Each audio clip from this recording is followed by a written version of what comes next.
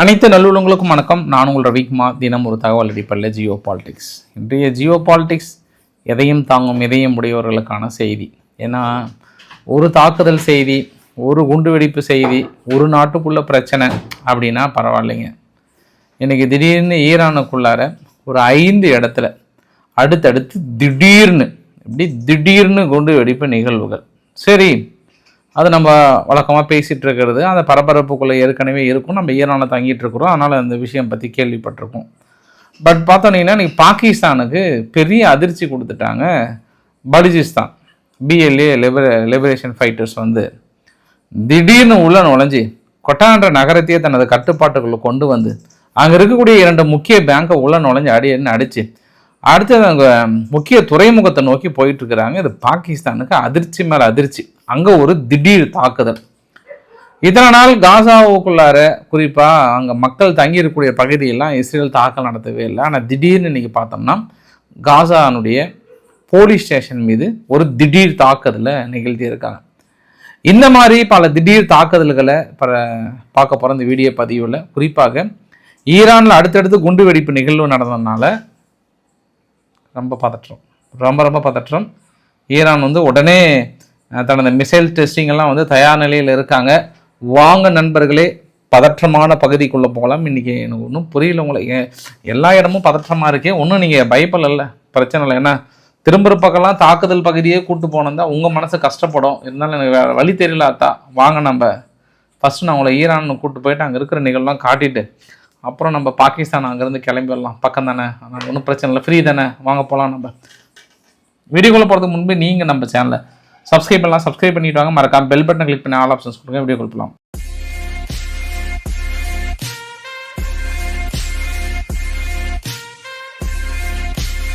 வழக்கமாக Iran தரப்பிலிருந்தும் America தரப்பிலிருந்தும் மிரட்டல் செய்திகளும் சுற்றி இருக்கக்கூடிய பரபரப்பான செய்திகளை தொடர்ந்து நம்ம பார்த்துட்டே இருக்கிறோம். இப்போ நிகழ்ந்து விடுமா, அப்போ நிகழ்ந்து விடுமான்ற பரபரப்பு தொடர்ந்து கொண்டே இருக்கிறது. காலையில் ரவிக்குமார் RK சேனலில் கூட சொல்லியிருந்தேன். ஈரானுக்கு let's make a deal, it's a last chance. உங்களுக்கு கவுண்ட் டவுன் ஸ்டார்ட் ஆகிடுச்சு. பேச்சுவார்த்தை நடத்தினா பாருங்கள், இல்லைனா விளைவுகளை நீங்களே தேடிப்பீங்க அப்படின்ற மாதிரிலாம் ட்ரம்ப் அவர்களுடைய அறைகோல் அது டெய்லி தான் வருது.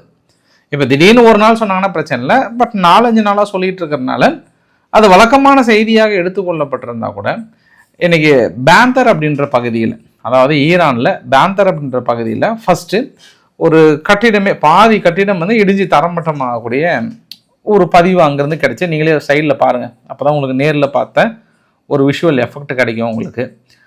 அந்த கட்டிடமே ஃபுல்லாக தரைமட்டமான உடனே செய்திகள் என்ன வந்தது அப்படின்னா, அங்கே யார் தங்கியிருந்தார் அப்படின்னா ஈரானுடைய நேவலுக்கான தலைமை பொறுப்பில் இருக்கக்கூடிய நேவல் கமாண்டர் கொல்லப்பட்டிருப்பதாக, அவரை குறிவைத்து இந்த குண்டுவெடிப்பு நிகழ்வு நிகழ்ந்ததாக ஃபஸ்ட்டு எல்லா பத்திரிகைகளும் பரபரப்பாக போட்டாங்க. உடனே ஈரான் ஓடி என்னலே சொல்கிற, அதெல்லாம் பொய் செய்தியிலே, நான் உங்களுக்கு போனால் போகுதுன்னு நெட்டை எடுத்து விட்டால் உடனே இப்படி நீங்கள் பரப்புவாங்களே அப்படின்னு சொல்லிட்டு, இது கேஸ் லீக். அதாவது வீட்டில் கேஸ் பற்ற வச்சுருக்காங்க, திடீர்னு ஏதோ லீக் ஆகிருக்கு, வெடித்து சிதறி இருக்குது அப்படின்னு சொல்லிட்டாங்க. சரி, ஏதோ நம்மளும் பரபரப்பு செய்தி இல்லை போல், இது கேஸ் லீக் தான் வழக்கமா அப்படின்னா, மறுபடியும் ஒரு செய்தி வருது, பாஸ் அந்த ஏரியாவுக்கு கேஸ் கனெக்ஷனே இல்லையாம், அதாவது வர மாதிரி அந்த மாதிரி கூட இல்லையாம், எப்படி கேஸ் லீக்குன்னு சொல்கிறாங்க அப்படின்னு வாயை மூடுறதுக்குள்ளார தெஹ்ரானுக்குள்ளார ஒரு பெரிய ஒரு லவுட் எக்ஸ்ப்ளோசிவ். ஆனால் பராந்த் அப்படின்னு ஒரு பகுதியில், பராந்துன்ற லொக்கேஷன்ஸில் இந்த லொக்கேஷன் டவுன் ஆனவுடனே மறுபடியும் ஈரான் வழக்கமாக கேஸ் லீக் தான் அப்படின்னு சொல்கிறதுக்கு முன்பே என்ன பண்ணிட்டாங்க, மக்கள் 2 ட்ரோன் தாக்கல் நடத்தின மாதிரியான ஒரு இமேஜை ஆப்போசிட் சேனல், ஈரானுடைய ஆப்போசிட் சேனல் உறுதிப்படுத்திட்டாங்க. ஆமாம் நாங்கள் 2 ட்ரோனை பார்த்த மாதிரி அப்படின்னு சொன்னாங்க. சரி, ஒருவேளை அது வெடித்து சிதறினதில் அந்த இமேஜ் கொஞ்சம் அப்படியே மிஸ்ஸுன்னு தெரியும், கொஞ்சம் கண்ணாடியை கழட்டிட்டு பார்க்குறவங்களுக்கு அது ட்ரோனாக கூட தெரிஞ்சிருக்கும் அப்படின்னு நினச்சோம். அப்படின்னா அதாவது ஷேக் ஈரான் சொல்லிட்டு இன்னொரு பகுதியில் ஒரு பெரிய பிளாஸ்ட். அந்த பிளாஸ்ட்டுமே இவங்க சுதாரிக்கிறதுக்குள்ளார அதுக்கப்புறம் இருந்தது ரொம்ப முக்கியம். மொத்தம் 5 பகுதியில் நிகழ்ந்திருக்கு. தெஹரான், கராச், குவாம், பேந்தராபாஸ், அஸ்வாஸ், டேப்ரிஸ், இந்த எல்லா பகுதியிலையுமே பெரிய குண்டுவெடிப்பு. கடைசியில் வந்து குவாம் இந்த குவாம் ப்ராவினன்ஸில் தான் வந்து ஒரு 3 இடத்துல வந்து குண்டுவெடிப்பு நிகழ்வு நடந்திருக்கு. இப்போ இந்த இடத்துல அந்த பக்கத்தில் இருக்கக்கூடிய மக்களுக்கு என்ன தோணும்? இப்போ நீங்கள் அந்த இடத்துல இருந்தீங்கன்னா என்ன தோணும்? ஆஹா, அமெரிக்கா ஆரம்பிச்சுட்டாங்க, தாக்குதலை தொடங்கிட்டாங்க அப்படின்ற ஒரு பரபரப்பு வருமா வராதா? அதே பரபரப்பு ஈரான் முழுவதும் தொற்றிவிட்டது. ஏன்னா எந்த நொடியிலும் தாக்கல் நிகழ்த்தலாம் என்று எதிர்பார்க்கின்ற வேலையிலே திடீரென்று இந்த குண்டுவெடிப்பு நிகழ்வு. அது குறிப்பாக ஏற்கனவே ஈரான் என்ன சொல்லிட்டாங்கன்னா, ஈரானுக்குள்ளார முழுமையாக மொசாத் அப்படின்ற ஒரு சின்ன விஷயம் கூட எங்கள் ஏரியாவில் கிடையாது, ஏற்கனவே ஒருத்தரை கூட விடாமல் எல்லாத்தையும் பிரித்து மேய்ஞ்சிட்டோம் அப்படின்னு சொல்லும் போது தான் இப்போ இஸ்ரேல் வந்து ராய்ட்டர்ஸுக்கு ஒரு தகவல் ஒன்று கொடுக்குறாங்க. ராய்ட்டர்ஸ், நீங்கள் நினைக்கிற மாதிரி இதுக்கு எங்களுக்கு எந்த சம்மந்தமும் இல்லை, நீங்கள் பாட்டு எங்களை சம்மந்தப்படுத்தி கற்பனை கதைகளோ மற்ற செய்திகளோ வெளியிட்டு போகிறாங்க ஐயா, நாங்கள் இதுக்கு சம்மந்தமே இல்லைப்பான்னு சொல்ல. இப்போ இந்த இடத்துல இஸ்ரேல் வந்து வாலண்டரியா எங்களுக்கு சம்மந்தம் இல்லைன்னு சொல்லணுமா?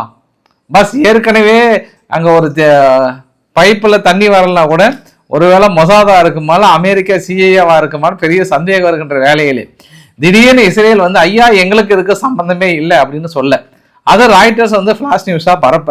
இப்போ இவங்களுக்கு சந்தேகம் என்னன்னா, ஈரான் தரப்பில் வெளுத்து விட்டது. உடனடியாக இலே சண்முகம் இடலே, எல்லா இருக்கிற ஆயுதங்களும் நம்மளோட டெஸ்டிங் இடலே அப்படின்னு சொல்லிட்டு இப்போ நான் வீடியோ எடுக்கும்போது கரெக்டாக 9:10 இந்த வீடியோ பதிவு எடுக்கும்போது சுற்றியும் ஈரானில் பெரும் நிறைய பகுதியில் வந்து பெரிய ஒரு பயிற்சிகள் எல்லாம் இத்தனை நாளாக கொஞ்சம் வெடிக்காமல் இருந்தது, நமுத்து போயிடுமா வெடிச்சிருமான்ற மாதிரி பெரிய பயிற்சிகளை வந்து மேற்கொண்டிருக்காங்க.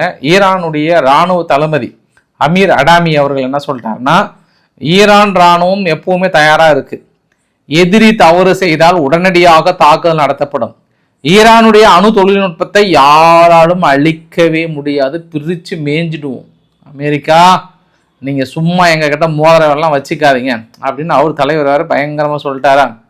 அப்புறம் அயதுல்லா அலி காமேனி அவர்கள் வந்து என்ன பண்ணிட்டாருன்னா, திடீர்னு வழக்கமாக போகிற ப்ரேயரை விட 47வது அன்வசரி, அதாவது இஸ்லாமிக் ரெவல்யூஷனுடைய விக்டரியை 47வது அன்வசரியை அங்கே கோமனின்னு சொல்லிட்டு கோமனின்ற பாருங்க ஏன்னா மௌசுலிம் அப்படின்றோம்னா மௌசோலிம் எஸ் மௌசுலிம்ன்ற ஒரு பகுதியில் அங்கே ஒரு மசூதி இருக்குது, அங்கே அப்பியர் ஆகிட்டு, அதாவது ஐஆர்ஜிசியோட வீரர்கள் வந்து நினைவஞ்சலி மாதிரி இருக்கும் இல்லையா, அந்த இடத்துல போயிட்டு வீர வணக்கத்தை செலுத்தியிருக்கிறார்.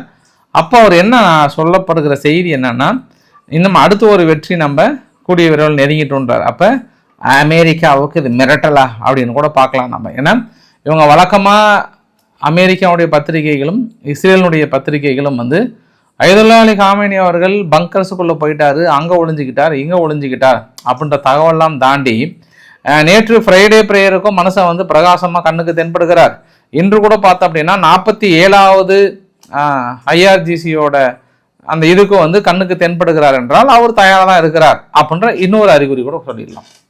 இப்போ ஆராய்ச்சி அவர்கள் அங்கே துருக்கிக்கு போயிட்டாரு, அது இதுன்னு பேசி முடிச்சிட்டாங்க, மறுபடியும் ரிட்டர்ன் வரார்.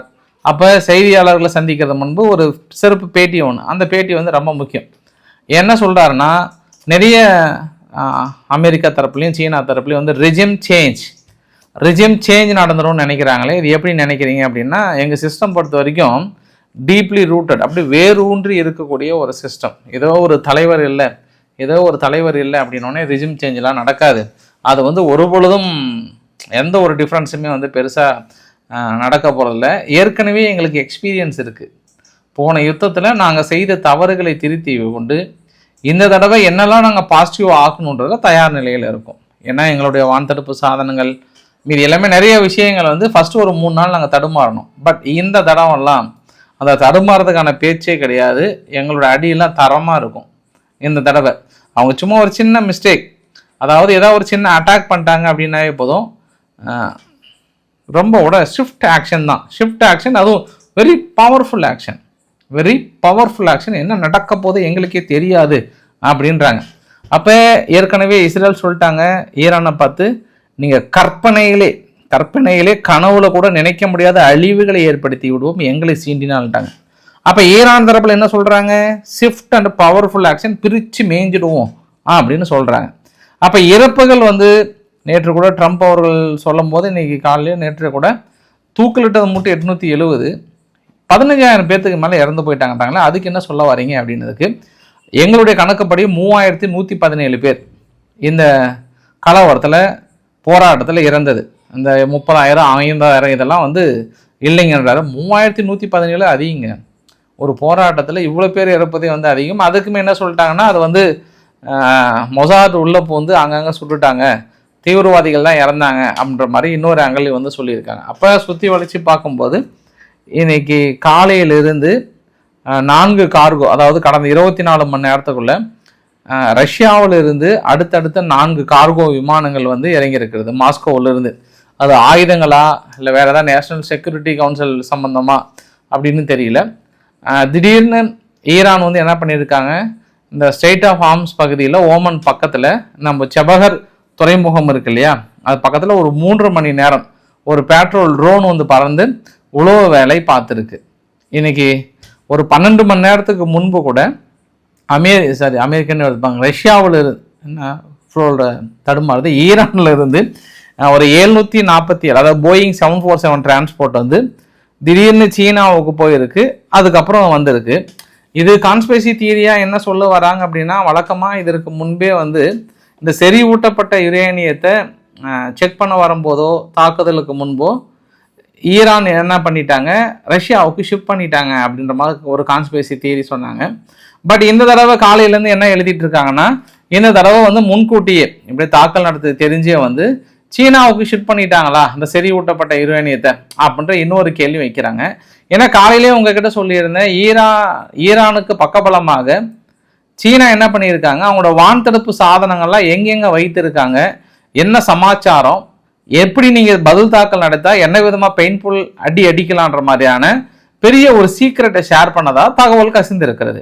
சரி, இருந்தாலும் நம்மளும் தெரிஞ்சுக்கலாமே, ஏன்னா தாக்குதலுக்கு தயாராக இருக்கக்கூடிய சூழ்நிலை, தற்போது இருக்கக்கூடிய சூழ்நிலை என்ன, எங்கெங்கே நிறுத்தி வைத்திருக்கிறார்கள் அப்படின்ற ஒரு வரைபடத்தை உங்ககிட்ட காட்டினாதான் எனக்கு கொஞ்சம் மன திருப்தியாக இருக்கும், உங்களுக்கும் கொஞ்சம் மன திருப்தியாக இருக்கும் இல்லையா. அதனால் அந்த வரைபடத்தை பாருங்கள்.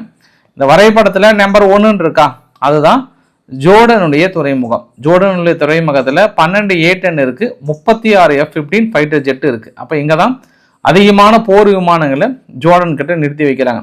அந்த 1ன்றது பக்கத்துலேயே பாருங்கள், டெஸ்ட்ராயர் டெல்பிரெட் பிளாக் வந்து இருக்குது, ரொம்ப ரெடி பொசிஷனில் இருக்குது. இந்த டெஸ்ட்ராயர் எதுக்காகனா, சப்போஸ் ஈரான் தாக்கல் நடத்தினாங்கன்னா இடைமறுத்து தாக்கல் நடத்துவதற்காக. அதுக்கப்புறம் பார்த்தோன்னா மேலே அந்த 1க்கு மேலே இஸ்ரேல் சிரியான்ற பக்கத்தில் தியோடர் ரூஸ்வெல்ட் இருக்குது, அமெரிக்காவுடைய போர்க்கப்பல். அது பக்கத்தில் டெஸ்ட்ராயர் இருக்குது, அதுவுமே ஆல்மோஸ்ட் இங்கே நோக்கி வந்துட்டுருக்கு. கிட்டத்தட்ட இன்றைக்கி நைட்டுக்குள்ளே வந்து நிலை நின்றோம் அப்படின்ற மாதிரி வந்து சொல்கிறாங்க. இது அங்கே இருக்கக்கூடிய நிலவரம். அப்போ 2ன்ற பகுதி வந்து குவைத்துடைய ஏர்பேஸில் ரொம்ப கம்மியாக தான் வைத்திருக்காங்க. ஒன்று AC-130J வந்து அந்த ஆபத்து காலங்களிலும் ப்ளஸ் இது பர்டிகுலராக வந்து எலக்ட்ரானிக் ஜாமர் யூஸ் பண்ணுறதுக்காகவும் பெருசாக யூஸ் பண்ணாங்க, ஒரு வைஃபை மாதிரி தான். அப்புறம் அது கீழே பார்த்தோன்னா இசா ஏர்பேஸில் கொஞ்சம் குறைச்சிட்டாங்க. இப்போது நிலைமைக்கு வந்து அந்த 80 அதாவது உழவு வேலை பார்ப்பதற்காக மெயினாக நிலைநிறுத்தியிருக்காங்க. அடுத்து அல் உதைத் ஏர்பேஸ் ரொம்ப முக்கியம். இப்போதைக்கு 2 தான் அவங்க கான்சன்ட்ரேட் பண்ணியிருக்காங்க. Number 4 number 1. நம்பர் 4ல் வந்து 1 RC-35யும் 3 வந்து SC-130Jவும் 1 MC-130J 23 KC-135 வந்து நிலைநிறுத்தியிருக்காங்க. அடுத்த 5th பார்த்தீங்க அப்படின்னா இங்கே சவுதியில் இருக்குது. சவுதியில் 12 F-16 2 E-11A 7 KC-135 இருக்குது. ஸோ அது இல்லாமல் ஓவராலாக மற்ற இடத்துல பார்த்தோன்னா ஓவராலாக 6 E-18Gயும் 6 F-35யும் வந்து மற்ற இடத்துல நிலைநிறுத்தியிருக்காங்க. ஆப்ரகாம் டேங்கோ டெஸ்ட்ராயர் வந்து எந்த இடத்துல இருக்காங்கன்றது பாருங்கள். ஏற்கனவே ஈரானுக்குள்ள பக்கத்துலேயே பார்த்தோம்னா 4க்கு பக்கத்தில் பாருங்கள், அங்கே ஒரு டெஸ்ட்ராயர் கப்பல் ஆல்ரெடி உள்ளே இருக்குது. அதாவது இந்த USS ஆப்ரகாம் டேங்குக்குள்ளேயே மற்றொன்றும் இருக்குன்றது கூடுதல் தகவல். இதில் குறிப்பு என்ன அப்படின்னா, இன்று காலையிலிருந்தே இது வந்து நேற்று எடுத்துக்கப்பட்ட பதிவு. இன்னைக்கு காலையிலிருந்தே அமெரிக்கா என்ன பண்ணிட்டாங்க, நிறைய கொஞ்சம் எங்கெங்கே என்ன இருக்குன்றது தகவலை கசியக்கூடாதுன்றதுக்காக இது காட்டுறது எல்லாமே லீஸ்ட் கவுண்ட்டு. ஒரு சில பேஸில் வந்து அவங்க நிறைய GPS ஆஃப் பண்ணிட்டாங்க, பெருசாக கிடைக்கலன்ற மாதிரி தான் வரைபடங்கள் வெளியிடுறதுக்கு முன்பே கீழே இருக்கக்கூடிய தியரியில் வந்து சொல்லியிருந்தாங்க. இது வந்து லீஸ்ட் கவுண்ட்டு தான். இதை விட மேக்சிமம் கவுண்ட் வந்து நிறைய இருப்பதற்கான வாய்ப்புகள் இருக்குன்றாங்க. அப்போ இவங்க தாக்கல் நடத்துவதற்கு ஒன்று அல் உதைத் ஏர்பேஸ், அப்படி இல்லைன்னா ஜோர்டனுடைய பரப்புலேருந்து யூஸ் பண்ணுறாங்க. அப்படி இல்லைன்னா அங்கே ஐரோப்பாவில் இருந்தோ அப்படி இல்லைன்னா டியாகோ கார்சியோ இங்கிருந்தோ தான் தாக்கல் நடத்த போகிறாங்கன்ற மாதிரியான அடுத்தடுத்த பரப்புகள் இன்னும் ஒரு சிலர் நம்பிக்கொண்டிருக்கிறார்கள். எப்ஸ்டீன் ஃபைலை திசை திருப்பதற்காக இந்த மாதிரியான தாக்குதல் முயற்சி ஈடுபட்டு கொண்டிருக்கிறார்கள்ன்ற மாதிரி சொல்லியிருக்காங்க. இல்லை, தாக்கல் நடத்துறதுக்கான வாய்ப்புகள் பிரகாசமாக தென்படுகிறது. நான் இது எத்தனை தடவைனாலும் சொல்லுவேன், அது எங்கனாலும் சொல்லுவேன், உங்கள் பக்கத்து வீட்டு பாடிட்டு சொல்ல தயாராக இருக்கேன். ஈராக்குள்ளார் என்னன்னா ஒரு பெரிய ஒரு டீமே ரெடி பண்ணுறாங்க, ஆர்கனைஸே. இப்போ சப்போஸ் அமெரிக்கா வந்து ஈரான் மீது தாக்கல் நடத்தும் பட்சத்தில் ஒரு வாலண்டியர் ஃபோர்ஸ் திடீர்னு ஈரானுக்குள்ளே போகிறோம், அமெரிக்கா எதிர்த்து அடிக்கிறோம், ரெட்டியை தாக்குறோம், குட்டியை தூக்குறோன்ற மாதிரி பெருசாக ஒரு திட்டம். அதில் வந்து நிறைய வாலண்டியர்ஸ் வராங்க. அது பேர் வந்து ஈராக் கட்டீப் ஹிஸ்புல்லா. இந்த ஈராக் கட்டீப் ஹிஸ்புல்லா வந்து என்ன பண்ணுறாங்க, ஒரு டிக்ளரேஷன் ஃபார்ம் மாதிரி யாரெல்லாம் ஈரானுக்கு ஆதரவாக சண்டையிட வரீங்க அப்படின்னு கேட்டோடனே குவிந்துட்டார் மக்கள். ஏலே என்னை கூட்டு போங்களே, என்னன்றாங்க. இது அங்கே போயிட்டு அந்த திருவிழாவில் சாப்பாடு கொடுக்குற மாதிரி ஆளாளுக்கு போகிறாங்க. அங்கங்கே குண்டு விழுந்தா தெரிச்சு ஓட போகிறாங்க, என்ன பண்ண போகிறாங்களே தெரியல. பட் அந்த இடத்துல பரபரப்பாக இருக்காங்கன்ற ஒரு கூடுதல் தகவலுங்க ஐயா. இது ஈரானுடைய ஒட்டுமொத்த பரபரப்பான செய்திகள். நீங்கள் என்ன பரபரப்பு அடைந்தீர்கள் என்று எனக்கு தகவலை கூறிவிடுங்கள்.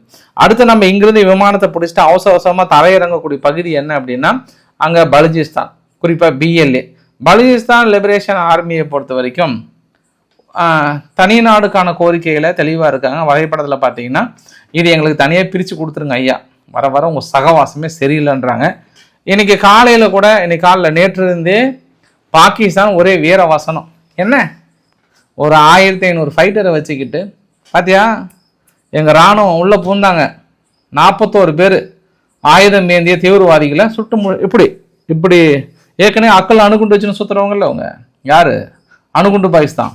இப்படி 2 தீவிரவாதிகளை சுட்டாங்க, இப்படி 2 தீவிரவாதிகள் சுட்டாங்க, காலை தூக்கி 2 பேர்த்த சுட்டோம், மொத்தம் 41 பேர் அப்படின்ட்டு நேற்று பாகிஸ்தானுடைய இராணுவத்திலிருந்து ஒரு அறிவிப்பை கொடுத்தாங்க. சரி, என்ன பிள்ளைங்க பயங்கரமாக வேட்டையாடிட்டாங்க போல அப்படின்னு நினைச்சா அதுக்கப்புறம் தான் ஆப்ரேஷன் ஹீரோ F2. இந்த ஆப்ரேஷன் ஹீரோ F2 என்னன்னா இவங்க உள்ள பூந்து தாக்கல் நடத்தினாங்கல்ல, அதற்கு பழி வாங்குவதற்காகவும் அடுத்தடுத்து திடீர் தாக்குதல். இவங்க என்ன பண்ணிட்டாங்க, இந்த வரைபடத்தில் பார்க்குறீங்களா, ஃபர்ஸ்ட்டு மொத்தம் ஒரு 8 இடத்துல 8க்கும் மேற்பட்ட இடத்துல வந்து அடுத்தடுத்து அடித்து பிரித்து மேய்ஞ்சிட்டாங்க. இதில் கொட்டான்ற பகுதியை பார்த்துக்கோங்க, அந்த இடம் தான் ரொம்ப முக்கியம். மீதிலாம் வந்து பிளான் பண்ணி அங்கங்கே போயிருக்காங்க. பட் கொட்டாவும் அவங்களுடைய குவாடியர் துறைமுகம் இருக்கு இல்லையா, இது 2 தான். ஃபஸ்ட்டு குவாடியர் துறைமுகத்தை என்ன பண்ணுறாங்க, அடித்து பிரித்து மேய்ஞ்சி துறைமுகத்துக்குள்ளே என்ட்ரி ஆகிட்டாங்க. ஆல்மோஸ்ட் குவாடியர் துறைமுகம் வந்து பாதிக்கு மேலே உள்ள அவசரமாக போயிட்டு இருக்காங்க. அதாவது கன்னு தூக்கிட்டுங்க திரும்புற பக்கம்லாம் ஷூட் பண்ணிட்டு போயிட்டு இருக்காங்க. எத்தனை இராணுவ வீரர்கள் இறந்தாங்கன்னு தெரியல. பட் பிஎல்ஏ என்ன சொல்லியிருக்காங்கன்னா குறைஞ்சது வரைக்கும் 20 இராணுவ வீரர்களுக்கு மேலே இழந்திருப்பாங்க அப்படின்ற மாதிரிலாம் வந்து சொல்லியிருக்காங்க. ஸோ தொடர்ந்து சோல்ஜர்ஸ் 2 தரப்புலையும் வந்து கடுமையான துப்பாக்கி சண்டை. இன்னொன்று வந்து கொட்டா, அதாவது ஈஸ்டர்ன் பைபாஸ் சொல்லுவாங்க, அங்கே இருக்கக்கூடிய உள்ளே வரக்கூடிய பாதைகளை முழுமையாக தடுத்துட்டு அங்கே இருக்கக்கூடிய காவல் நிலையத்தை அடித்து தூக்குறாங்க. காவல் நிலையம் தரைமட்டம் ஆயிடுச்சு. அங்கே வந்து இராணுவ பயிற்சி முகாம் ஒன்று இருக்குது, அந்த கேட்டுக்குள்ளே ஒரு தற்கொலைப்படை தாக்குதல், கேட்டு ஓப்பன் ஆயிடுச்சு. அப்புறம் உள்ளே போயிட்டு கடுமையான துப்பாக்கி சண்டை அந்த இடத்துல குறைஞ்சது ஒரு 12 காப்ஸ் மேலே கண்டிப்பாக இறந்துருப்பாங்கன்ற மாதிரி வந்து சொல்கிறாங்க. அது அங்கே இருக்கக்கூடிய பகுதி. அப்புறம் வந்து இந்த ஃபைசல் பேங்க் அப்படின்னு சொல்லுவாங்க. இந்த ஃபைசல் பேங்கை வந்து இங்கேருந்து இந்த கன்னு சுடுவாங்கல்ல, சுட்டதில் இந்த பேங்க்கோட கேட்டுக்கிட்டலாம் ஓப்பன் ஆகிடுச்சு. மக்களே போங்களே போய் ஆள் பணத்தை அள்ளுங்களே அப்படின்னு அங்கே. அப்புறம் யூபிஎல் பேங்க்னு சொல்லிட்டு யூபிஎல் பேங்க் வந்து ஆர்மடு மேன் நேரடியாக உள்ளே போந்து அவர் பாட்டு வந்து கொளுத்திட்டு வந்துட்டார். இப்போ அப்புறம் பிடிக்கப்பட்ட அரசாங்க கட்டிடத்தெல்லாம் வந்து அங்கே ஏற்கனவே இருக்கக்கூடிய இதெல்லாம் தூக்கி இப்படி கீழே போட்டாங்க. இப்போ கொட்டான்ற நகரம் முழுமையாக எங்கள் வசம் வந்து விட்டதாக யார் அனௌன்ஸ் பண்ணியிருக்காங்க, பிஎல்ஏ அனௌன்ஸ் பண்ணியிருக்காங்க. இந்த ஆப்ரேஷன் ஹீரோ F2 ஆக்சுவலாக மேபி இவங்க மெதுவாக பண்ணுறது தான் கூட பிளான் பண்ணியிருப்பாங்க. ஆனால் இங்கே பாகிஸ்தான் தான் தொடங்கி வச்சிட்டாங்கன்னு தோணுது. நேற்று இரவு சும்மா அந்த பாய்ஸை அணுகுண்டு பாய்ஸ் இப்படி சொல்கிறேன் அப்படி சொல்கிறேன்ட்டு சுட்டு தள்ளிட்டாங்க. நார்மலாகவே அங்கே ஆப்கானிஸ்தானை சரி இந்த பிஎல்ஏ சரி பெரிய வித்தியாசம் இல்லை. இவங்களாம் வந்து செல்ஃபி பாய்ஸ், போனாவே எங்கே போனாலும் செல்ஃபோனோட தான் சுற்றுவாங்க அவங்க. ஆனால் பதிலுக்கு இன்னைக்கு இந்த ஒரு நகரத்தை கைப்பற்றினதுக்கப்புறம் என்ன ஆச்சுன்னா பாகிஸ்தான் வந்து ஹெலிகாப்டர் அனுப்பியிருக்காங்க. அப்புறம் நிறைய ட்ரோன் தாக்கல் நிகழ்த்தியிருக்காங்க. இதில் என்ன சட்ட சிக்கல் வரும் பாகிஸ்தானுக்கு அப்படின்னா, ஒரு நகரத்தை முழுமையாக கைப்பற்றும் போது நீங்கள் பாட்டு பொதுவாக அடிச்சிட முடியாது. அங்கே பொதுமக்களும் நிறையா இருக்காங்க. பொதுமக்கள் மீது தாக்கல் நடத்தினீங்கன்னா நாளைக்கு பெரிய எதிர்ப்புகள் வரும். ஒரு யுத்த நியதிப்படி என்னென்னா மக்களை வெளியேற்றிட்டு இவர்களும் அவர்களும் தான் மோதணும். அதுக்குள்ளே அவசரப்பட்டு அடித்தாங்கன்னா பெரிய பிரச்சனையாகும். பட் பாகிஸ்தானுக்குள்ளே திடீர்னு ரொம்ப நாள் அமைதியாக இருந்த கோட்டா சாமிங்க அணுகுண்டு பாய்ஸுக்கு ஒரு டஃப்பு கொடுத்துட்டாங்க. இப்போ அணுகுண்டு பாய்ஸ் என்ன பண்ணுவாங்க, கடிச்சு அவங்க மேலே போடுவாங்களா என்னன்னு தெரில. ஏன்னா அவங்க நார்மலாகவே பெரிய பயங்கரமாக டேஞ்சரான பாய்ஸ். இப்போ சவுதி அரேபியா ஓடி வந்து உதவி செய்ய போகிறாங்களா இல்லை யார் உதவி செய்ய போகிறாங்க அப்படின்றத பொறுத்திருந்து பார்க்கலாம். தொடர்ந்து பாகிஸ்தானுடைய ஊடகங்கள் எழுதும் போதும் சொல்லும் போதும் இந்தியா பேக்டு பலுசிஸ்தான் லிபரேஷன் ஆர்மின்ற ஒரு வார்த்தையை தான் பயன்படுத்துகிறாங்கன்றதும் ஒரு குறிப்பிடத்தகுந்த நிகழ்வு. சரி, இங்கே ஒரு பெரிய பரபரப்பு, திடீர்னு ஒரு அதிர்ச்சி சம்பவம் அப்படின்னா, இங்கேருந்து கிளம்பி நம்ம காசாவுக்கு போகிறோம். மறுபடியும் காசாவுக்குள்ளே பார்த்தோம் அப்படின்னா மொத்தமாக ஒரு 3 இடத்துல நேற்று இரவே இஸ்ரேல் என்ன பண்ணாங்க, ஹெஸ்புல்லா நிலைகள் மீது லெபனானில் இதுவரை இல்லாத பெரிய தாக்குதல்கள், ஆயுத குடோன்களை அழித்து விட்டோம் அப்படின்ற மாதிரி இஸ்ரேல் தரப்பில் அறிவிப்பு கொடுத்துருக்காங்க. தொடர்ந்து நாங்கள் கண்டிப்பாக அடிப்போம், மீண்டு எழ முடியாத அளவுக்கு அடிப்போம், நீங்கள் ஆயுதங்கள் போடுற வரைக்கும் அடிப்போம் அப்படின்னு சொல்லிட்டே இருக்கிறாங்க. ஹெஸ்புல்லா தரப்புலேயே எங்களை டென்ஷன் பண்ணிங்கன்னா அவ்வளோதான், திருப்பி நாங்கள் அடிச்சிடுவோன்ற மாதிரி தொடர்ந்து அவங்களும் மிரட்டல் விடுத்துட்டு தான் இருக்காங்க. பட் இன்னைக்கு காசாவுக்குள்ள என்னாச்சுன்னா, கான்யூனிஸ் பகுதி இருக்கு இல்லையா, கான்யூனிஸ் பகுதியில் ஹல்காட்டா கேம்ப்னு ஒன்று இருக்குது. அப்படின்னா ஹல் மவசின்னு சொல்கிறாங்க கான்யூனிஸ் பக்கத்தில். திடீர்னு ஒரு தாக்குதல், வீடியோ பதிவுலாம் பாருங்கள். அந்த கேம்பில் இப்போ போலீஸ் ஸ்டேஷன் ஒன்று இருந்திருக்கு, அந்த இடத்துல வந்து தாக்கல் நிகழ்த்தி இருக்காங்க. இன்னும் இஸ்ரேல் தரப்பிலிருந்து விளக்கங்கள் எதுவும் கிடைக்கவில்லை. பட் காசா தரப்பிலிருந்து பெரிய அளவுக்கான விளக்கங்களை கொடுத்துருக்காங்க. 28 பேர் இறந்து போயிருக்காங்க. அமைதி ஒப்பந்தத்தை மீறி அந்த இடத்துல பெரிய தாக்குதல் நிகழ்த்தியிருக்காங்கன்ற மாதிரி வந்து சொல்லியிருக்காங்க. பார்க்கலாம். ஏன்னா நாளைக்கு தாங்க எகிப்து வந்து அவ்வளோதான், நான் ராஃபா எல்லை பகுதியை ஓப்பன் பண்ண போகிறோம், இதுக்கப்புறம் அங்கே இருக்கக்கூடிய மக்களுக்கு நல்ல செய்தி வரப்போகிறது, இனி தடையில்லாமல் உணவுகள் கிடைக்க போகிறது, இல்லை கொண்டாடுங்களே, சந்தோஷமாக இருங்களே அப்படின்னு யார் சொன்னது? எகிப்து தரப்புல இருந்து சொன்னாங்க. ஆனால் திடீர்னு இன்னைக்கு இஸ்ரேல் நடத்திய தாக்குதலை பார்த்தோம் அப்படின்னா கொஞ்சம் டிஸ்டர்ப்டாக இருக்காங்கன்னு தோணுது. அந்த இடத்துல நிறைய இழப்புகளையும் பார்க்க முடியுது இன்று. சரி, அங்கே 3வது அட்டாக் பார்த்ததுக்கப்புறம் 4வது அட்டாக் என்ன சொன்னார்னா, நேற்று ட்ரம்ப் அவர்கள் ரொம்ப தெளிவாக சொல்லிட்டாரு, இங்கே பாருப்பா, நான் புட்டின் அவர்களோட ஃபோனை போட்டேன், இது மாதிரி எனர்ஜி இன்ஃப்ராஸ்ட்ரக்சர்லாம் தாக்கல் நடத்தாதப்பா, மக்கள் வந்து ரொம்ப குளிரில் கஷ்டப்படாது. இப்போ பார்த்தோன்னா ஒரு வின்டர் ஸ்ட்ரோம் ஒன்று, அந்த வின்டர் ஸ்ட்ரோம் என்னென்னா பெரிய அளவுக்கு உள்ளே போகுது, அதனால் கொஞ்சம் ரொம்ப உரைப்பணியாக இருக்குன்ற மாதிரி சொன்னோன்னே அவங்களும் சரி ஓகே ஒன்றும் பிரச்சனை இல்லை, நீங்கள் சொல்லிட்டீங்கல்ல, நான் அடிக்கலன்ற மாதிரி சொல்லிட்டாங்க. அப்போ இவங்க என்ன பண்ணணும், உடனே இஸ்ரேல்னே வருது பாருங்கள், உக்ரைன் என்ன பண்ணணும், பதிலுக்கு நீங்கள் அடிக்காமல் இருக்கணும். நீங்கள் பாருங்கள், 30ஆம் தேதி இந்த பக்கம் இஸ்ரேலுக்குள்ளே பார்த்தீங்க, இஸ்ரேல்னே வந்தது, ஓ மை காட் என்ன ஆச்சு எனக்கு. உக்ரைனுக்குள்ளே பார்த்தோம் அப்படின்னா அந்த கியூக்கு வந்து ஒரு 2-3 இடத்துல இருக்குது. ஆனால் இவங்க பதிலுக்கு பாருங்கள், ரஷ்யானுடைய பகுதியில் இந்த மின்னல் வெட்டம் மாதிரி இருக்குது பாருங்கள், இது எல்லாமே உக்ரைன் வந்து அவங்களுடைய இன்ஃப்ராஸ்ட்ரக்சர் மீது பெரிய தாக்குதலை நிகழ்த்தி இருக்காங்க. யார்? உக்ரைன். அப்போ இவங்க என்ன விரும்புகிறாங்கன்னா, இலே நீங்கள் அமைதியாக இருந்தீங்கன்னா கூட நாங்கள் உங்களை விட மாட்டோம்லே அப்படின்னு சொல்லிட்டு இவங்க என்ன பண்ணுறாங்க, ஆடின்னு அவங்க பகுதியை நீங்கள் அடித்த உடனே இப்போ கண்டிப்பாக ரஷ்யா வந்து திருப்பி அடிப்பாங்க. இலே ட்ரம்ப், உங்கள் பேச்சை கேட்டு நாங்கள் அமைதியாக இருந்தோங்க, பட் நீங்கள் எங்களை மட்டும் தான் சொன்னீங்க, உங்கள் ஆளுங்கிட்ட சொன்னீங்களா அப்படின்னு இவங்க கேட்பாங்க. உடனே உக்ரைனுடைய பத்திரிகைகள் என்ன எழுதியிருந்தாங்கன்னா என்று பார்த்தியா, ட்ரம்ப்போட பேச்சு கேட்கல, யார்? புடின் அவர்கள் கேட்கலன்றாரு. அதுக்கு ட்ரம்ப் நீட்டாக சொல்லிடுவார், எங்கே பாருப்பா, அவர் என்கிட்ட உறுதி அளிக்கல, நான் இது மாதிரி சொன்னேன் சரின்ற மாதிரி தான் சொன்னார், கான்ஃபிடென்ட்டாக தாக்கல் நடத்தலாம் சொல்லன்ற ஒரு வார்த்தையை சொல்லுவார். அப்போ அமைதியாக இருந்தால் கூட அங்கே போய் 2 கில்லு கிள்ளிட்டு திருப்பி கபான்னு காது செவன்லேயே 2 விட்டாங்கன்னா ஐயோன்னு கத்த வேண்டியது. அப்போ இந்த சான்ஸ் என்ன பண்ணியிருக்கலாம், நீங்கள் யூஸ் பண்ணியிருக்கலாம். 7 நாள் அவங்க தாக்கல் நடத்தலன்னு சொல்கிறாங்கல்ல, அப்போ நீங்களும் 7 நாள் நிறுத்திருந்தீங்கன்னா கொஞ்சம் யூஸ்ஃபுல்லாக இருந்திருக்கும். உடனே ரஸ்கா குஸ்கா வேலையை பண்ணிங்கன்னா அவங்களும் 2 குஸ்கா கொடுக்க தான் செய்வாங்க, லெக் பீஸ் இல்லாமல் சாப்பிட வேண்டியதை வேறு சூழ்நிலை இல்லை, வேறு தெருவில் ஆத்தான்ற மாதிரி தான். வீடியோட நிறைவு பகுதியில் 2 செய்திகள். இன்னைக்கு காலையில் பிரதமர் மோடி அவர்கள் வெனிசுலாவோட இடைக்கால அதிபர் ரோட்ரிகஸ் அவர்கள்கிட்ட பேசின அடுத்த டெவலப்மெண்ட்டை பற்றி சொன்னாங்க இல்லையா, அதற்கு அமெரிக்கா தரப்புலேருந்து என்ன விளக்கங்கள் கொடுத்துட்டாங்கன்னா, நார்மலாகவே அவங்கள தவிர வேறு யார் பேசினாலும் கொஞ்சம் பிரச்சனை தான், இல்லை நாங்கள் சொல்லி தான் இந்தியா பேசினாங்க, ரஷ்யாவை விட நாங்கள் வெனிசுலா கிட்ட இருந்து ஆயில் வாங்குறதுக்கு ஒப்புதல் அளித்திருந்தோம், அதனால தான் பேசினாங்க, நாங்கள் தான் பரிந்துரைத்தோம் அப்படின்ற மாதிரியான ஒரு செய்தியும் சொல்லியிருக்காங்க. தொடர்ந்து அமெரிக்க தரப்பில் ஒரு வயிற்றெரிச்சலை கபகபா என்று கிளப்பக்கூடிய செய்தி என்றால், ஜின்பிங் அவர்களை சந்தித்த தலைவர்கள் பிரான்ஸ், தென்கொரியா, அயர்லாந்து, கனடா, பின்லாந்து, யூகே இவங்கெல்லாம் அடுத்தடுத்த சந்திப்புகளை நடத்தி அமெரிக்கா தரப்பில் வயிற்றெரிச்சலை கிளப்பி கொண்டிருக்கிறார்கள் என்றது ஒரு கூடுதல் தகவலாக சொல்ல முடியும் நம்ம. ஸோ இன்னொரு செய்தி ஒன்று தான் மிஸ் பண்ணிட்டேன் நான், என்னென்னு தேடிட்டு இருக்கேன் நான். எஸ், யூகேவோட கிர் ஸ்டார்மர் அவர்கள் ஜப்பானுக்கு போயிருக்கிறார். பெரிய அளவுக்கு டிஃபென்ஸ் அண்டு எக்கனாமிக் டைஸ் ஏற்படுத்துகிறார். ஏற்கனவே ஜப்பானுக்கு டிஃபென்ஸ்னா ஒன்லி அமெரிக்கா மட்டும் தான் கொடுத்துட்டு இருந்தாங்க. யூகே கொஞ்சம் இடைமறித்து நாங்களும் கொடுக்குறோன்னு சொல்கிறாங்க. அது எந்த அளவுக்குன்னு பார்க்கலாம். டக்காச்சி அவர்கள் என்ன பண்ண போகிறாங்க, அவங்களே இப்போ எலெக்ஷன் கேம்பிங்கில் பிஸியாக இருக்காங்க. ஏன்னா இப்போ பிப்ரவரி ஃபர்ஸ்ட் வீக்கில் எலெக்ஷனு கலைச்சிட்டு, அதனால் அந்த பிஸியில் இருக்காங்க. பட் என்ன ஒப்பந்தங்கள் ஏற்படுத்த போகிறாங்கன்றது பார்க்கலாம். பட் எதுவுமே எலெக்ஷன் முடிஞ்சால் தான் நம்ம ப்ரெடிக்ட் பண்ண முடியும். இருந்தாலும் பெரிய அளவுக்கான உறவுகள் நீடிக்கின்ற மாதிரி சொல்லியிருக்காங்க.